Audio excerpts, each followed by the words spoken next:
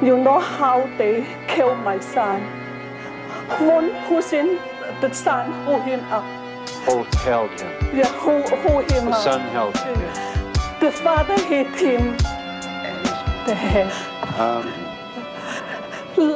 Kill my son. Looks like it killed the animal like that. The Japanese motor industry so Shinsen came to be because the influx of new companies came in the 20th century.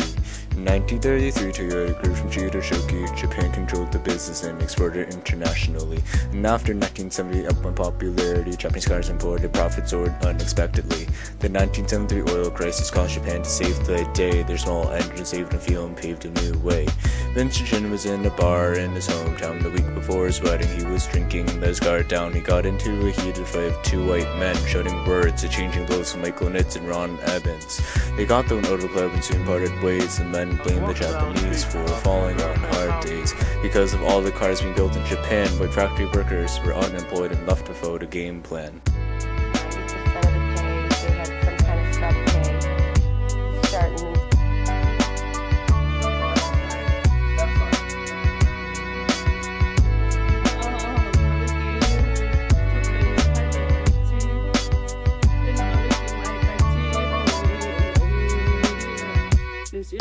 While Chin was Chinese, Nitz and Evans didn't care. Vincent served as a scapegoat for why the jobs weren't there. So they grabbed a bat, planned an attack, searched for payback by hunting Chin, holding him back and swinging until his head cracked. He swung the bat as if for a home run, said the officer, but that very cop and other witnesses were never called to court because the judge gave the two white men bail.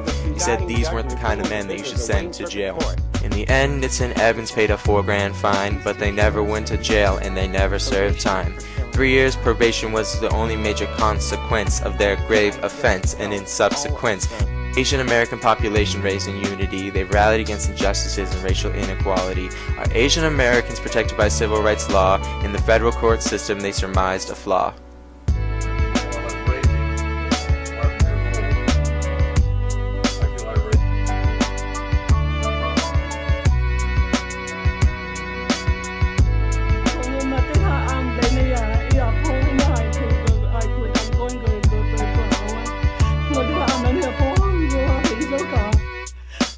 Instead of saying he was Asian, Chin was roughly called Caucasian. According to the law, we became a more diverse nation. Police reports changed from just black and white, including other races, to showcase anti-Asian bias and racial intolerance in public places.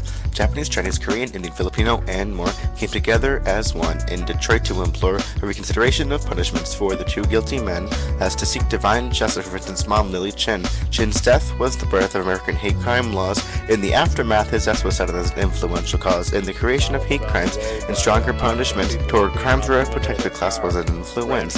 If Vincent Chin had never died, none of these things would have changed, but because of his death, American views on race got rearranged. Chin's death revealed the need for an Asian American identity. Without him, America today would be different for Asians, you and me.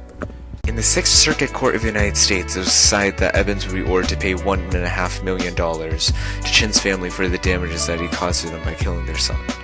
In the testimonies and through evidence gathered in the original court case, a recollection of events that occurred on the night of June 19, 1982, the case mentions the slurs that Evans and Nitz used against Chin, as well as their refusal to distinguish between the Japanese and Chinese ethnicities.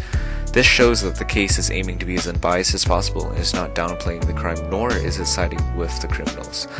Evans mentions that he perceives Chin as the Japanese who have been stealing jobs from Detroit automobile workers. The case mentions all of the details of the crime and mentions the effect of Chin's, Nitz, and Evans' races on the crime and acknowledges that it is all racially motivated, supporting Chin's death as an expression of anti-Asian sentiment within America.